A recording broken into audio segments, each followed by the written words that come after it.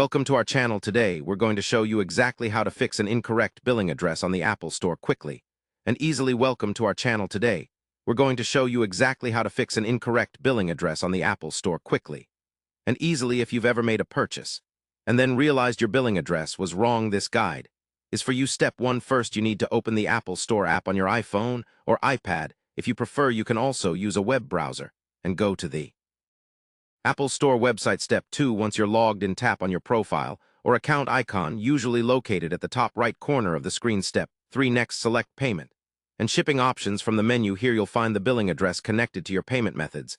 Step 4. To edit the billing address, tap on the payment method with the incorrect address. You will see an edit or change button. Next, update the billing address to the correct one. Make sure all details such as street address, city, state, zip code, and country are accurate. Step 5. After updating, verify that the changes are saved by checking the new address reflected under your payment method. Step 6.